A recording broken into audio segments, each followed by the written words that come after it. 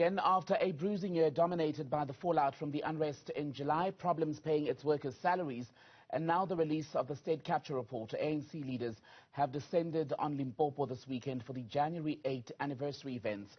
Tonight, President Cyril Ramaphosa will address a gala attended by prominent business people ahead of the main speech at the Peter Mokaba Stadium tomorrow. We've got a team in Polokwane tonight, as I was saying, as the largest political party in the country takes stock of its gains and losses.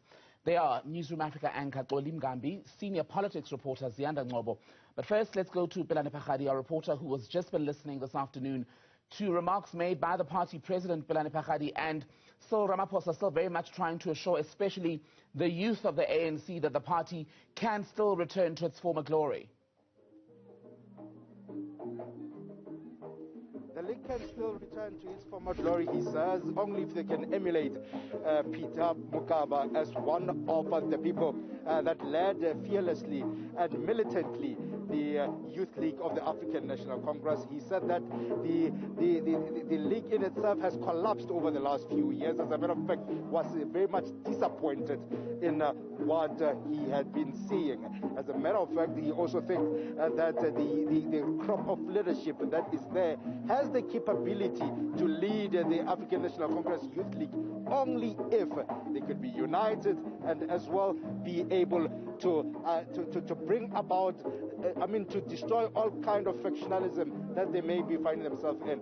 So it has been a hive of activity since Wednesday all the way until today, and this is the ultimate event where there is a gala dinner here at the Ranch Resort just outside the Polokwane, and this is where you would be seeing that quite a number of business people, including National Executive Committee members, will be here, and some of them have paid quite a number, high number of rands in order to sit next to the president. We do know that 1.2 million rand will sit you next to the president, and Xoli Mngambi, our anchor, and as well as a senior politics reporter inside the resort, will be able to show you just how the setup is, and you will be able to see the kind of environment of which the African National Congress will be celebrating its 110 years of existence inside here, and as well as the expectance of the speech from the Treasurer General, Paul Mashatile, and as well as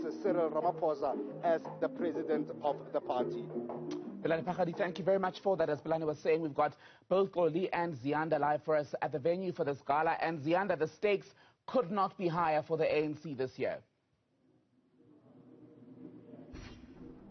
Absolutely, Tembekile. There are many ways we could see this commemoration. The first is that this is the first time in 2 years that the President of the African National Congress will be able to interact with his branches. But more importantly, this is an elective Congress here. The tone of President Cyril Ramaphosa, not only tonight, but also during that January 8th statement, will be critical for setting the mood and the atmosphere going into the NGC, which we believe will be sometime in the middle of the year, and ultimately the elective Congress, where he is hoping to be elected for a second term. Well, let me just say that's what the rumor mongers are saying at this point in time. But when I talk about the tone, Tembekile, I'm putting this against the backdrop of the release of Volume 1 of the State Capture Commission report.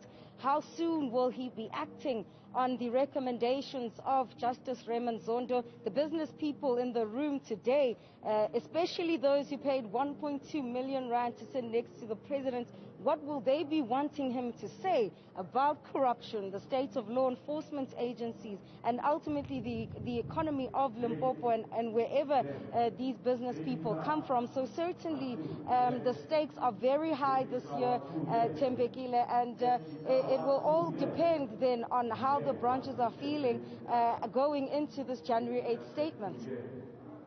And Ziyanda, you talk about the branches. There was a lot of emphasis this week on trying to get the branches of the ANC to work effectively, which is key in a conference year.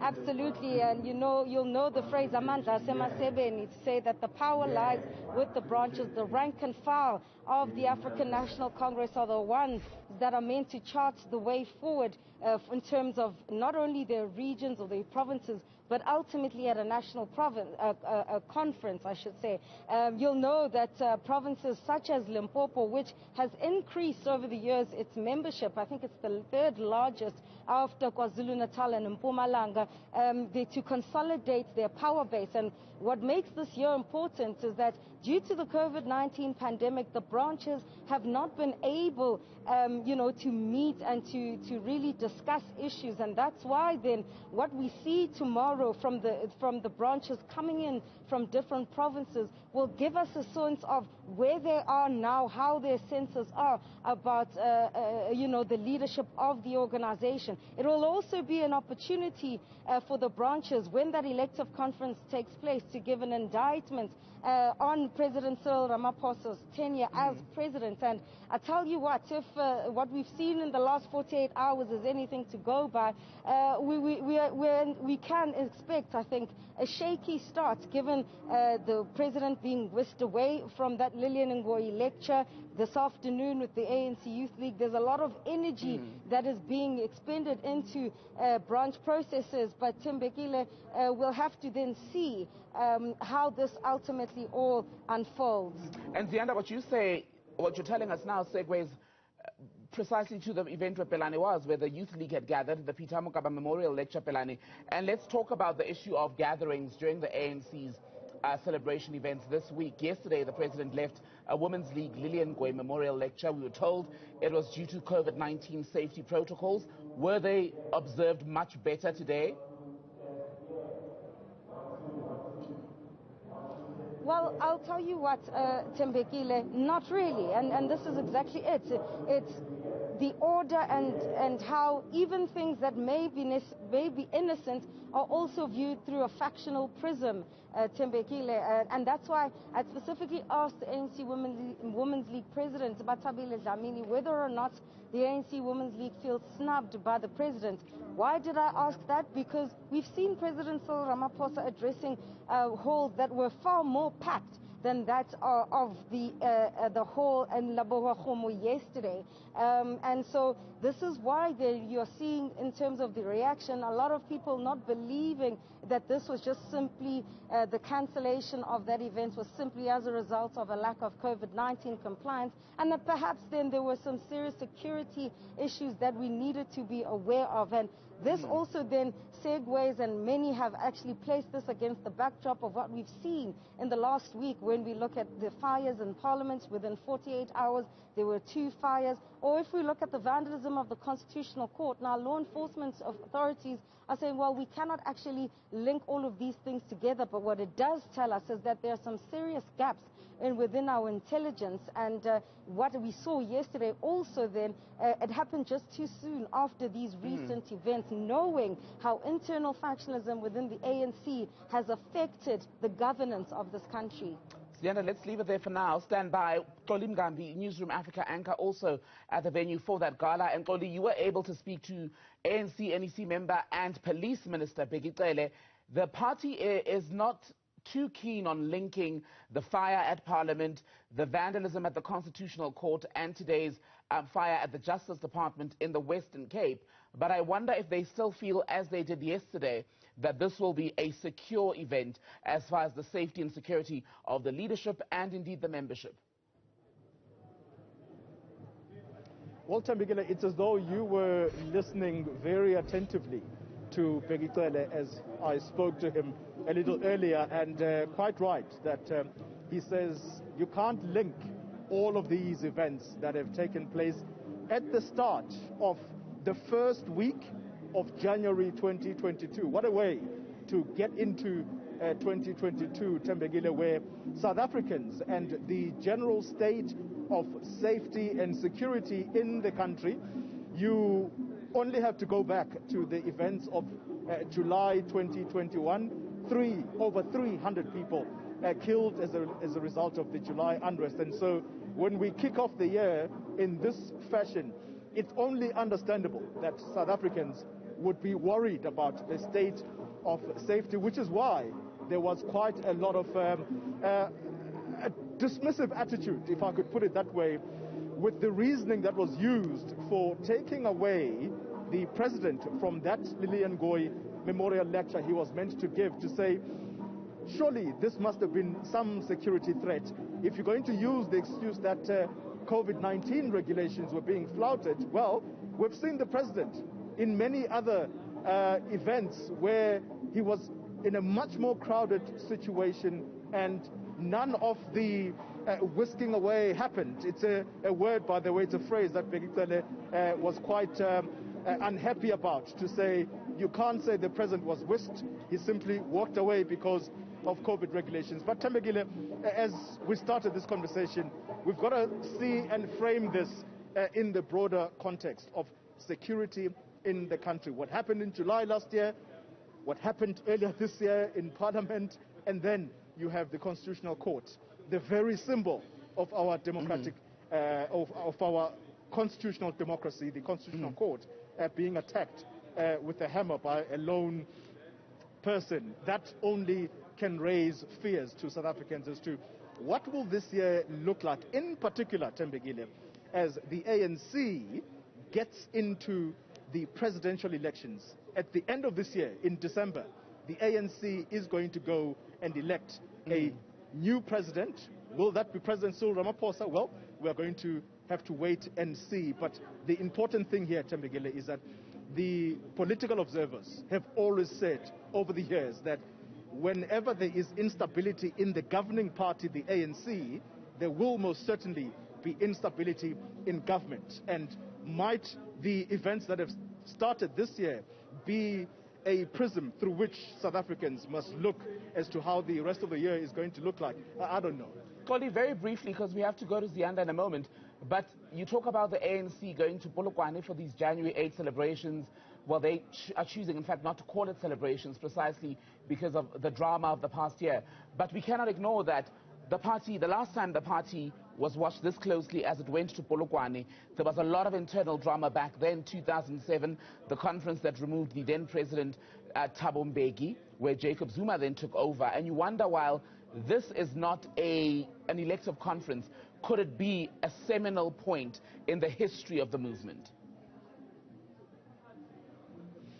Well, Thembekile, you've asked me a very difficult question, and I need to really be brief about it. But I think if you want to link what happened in Polokwane, and then you have a look at the many years on as to where the ANC is today, I think first and foremost, located from the point of view that says the party today is holding a fundraising campaign, a party that has effectively become bankrupt. You have a party that has had corruption being confirmed as one of the biggest cancers that not only plagues it, but the government that it runs. You then have leadership squabbles. Tomorrow, no doubt, President Cyril Ramaphosa will talk about ANC renewal. Some people are of the firm view that the project renewal, that boat has long sailed. So what is it that is going to be said by the current leadership of the ANC to give not only its members, but the general populace of South Africa hope that things are going to get better? I simply don't know. Maybe the president has a rabbit that is going to pull out of a hat.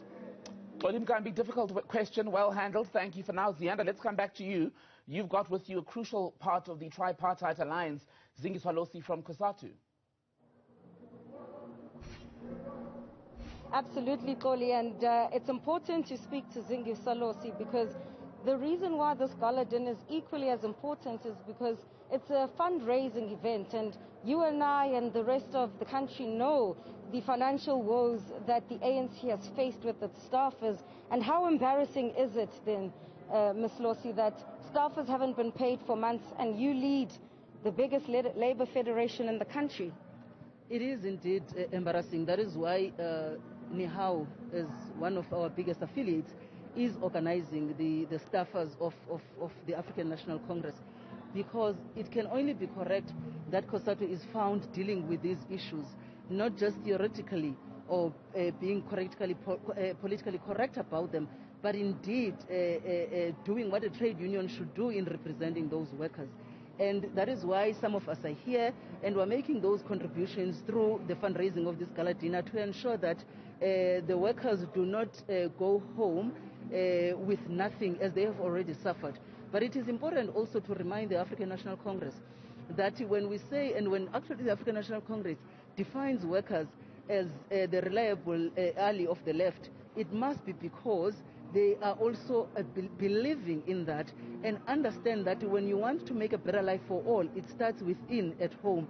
So that is why some of us are part of this gala dinner, and we have bought chairs to ensure that we are also part of the fundraising, not for the ANC to do a celebration as it would ordinarily happen in the past, but to ensure that the workers at the African National Congress headquarters and provinces are able to take salaries home. Are you not a bit too late, Ms. Losi? Where were you when there was money donated to the ANC to the tune of over 30 million rand that could have gone towards paying salaries, but also knowing the governance within the organization, that it has not been stable? Where was Nahau to ensure that workers are paid the first month when they was already raising the alarm, sounding the alarm about salaries? COSATU was nowhere to be seen, and yet you have a critical, influential role within the Tripartite Alliance, I should say. Have you not let them down? I would say not, because Nihau went and organized those workers, and it is Nihau that is leading in the discussions within the management of the ANC and the workers, meaning the trade union itself representing the staff there, which led to the first batch of payments that were made.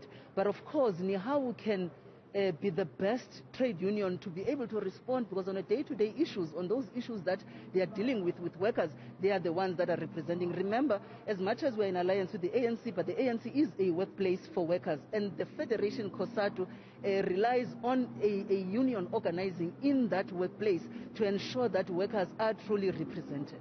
I'd like us to change tact a bit here. This year is an elective conference year for the African National Congress. COSATU threw its weight behind President Cyril Ramaphosa in 2017. In fact, I remember quite distinctly that it was COSATU that was one of the only few organizations that was willing to give President Cyril Ramaphosa a platform to speak during that presidential campaign trail. When you look at the state of your tripartite alliance, the ANC, I don't even want to go far. Let's just talk about what's happened in the last 48 hours with the president having to leave an event, what we saw outside there. I want to know, as COSATU president, where do you stand? Because we know how this organization has been used for factional battles within the African National Congress. That is why COSATU has said that even when we were addressing the workers in the Shop Steward Council yesterday, that the ANC has to really look internally. And if the ANC towards the December conference is going to be preoccupied by factional battles internally, the ANC must forget about winning the general elections come 2024, because you cannot have individuals within the ANC that would want to lead the ANC so that they can taste the state power for themselves and forget about the contract that the ANC has with the people of this country. It is therefore important for us as the Federation to constantly remind the African National Congress and choose leaders and back leaders that would stand the test of time. And we know, and we are not ashamed when we backed President Cyril Ramaphosa for him to become the president of the ANC, because when he took over, he did what he could to clean the African National Congress. And of course, there has been, you would see that people have revolted internally, but also within the state, he has been able to shake things up and put law enforcement agencies to ensure that they are able to work to give us what we deserve as people of this country. He needs our support. But of course, the COSATU Central Executive Committee will then sit down and make that proper analysis as to the ANC when it goes to its elective conference. Is President Cyril Ramaphosa still the candidate that COSATU will be backing? But for now, nothing has changed. But I cannot speak on behalf of the CEC. A February CEC, hopefully it will have this discussion, because we don't have much time. Very quickly, Ms. Losi, I mean, I want this segues me into asking you about what tone would you need the president as COSATU to set as he delivers that January 8th statement to obviously then lead you to where you say the president should be going? We would want to hear the President making emphasis on the issue of building our economy, on ensuring that this economy will be built to create jobs and to fight poverty, inequality, to fight gender-based violence, but importantly for the ANC to rebuild itself, for the ANC to live to its core reasons of its existence, this core existence when it was built in 1912. To remember the legacy of President Oliver Tambo, Nelson Mandela, Mama Petaqwa, and many others who sacrificed their families, their lives, to ensure that the ANC liberates the people of this country. We expect the President to tell us how the ANC has liberated the people of South Africa, the working class in particular, and how is the ANC intending to win back the confidence of society. We have seen with the last electoral polls, people did not go to vote. And it is how people show, the anger that they have with the African National Congress. Hence, we are saying a government of coalition is a government that will never be accountable to the people of this country. We need a government of majority, and we need the ANC to remain in power, but the ANC has to change the way it does things. The ANC has to change the way it does things, Thembekile. That's word from Zingi Swalosi. Whether or not the branches and the Tripartite Alliance also believes that, well, we'll have to hear then how they react to the January 8th statement that will be delivered by President Cyril Ramaphosa tomorrow.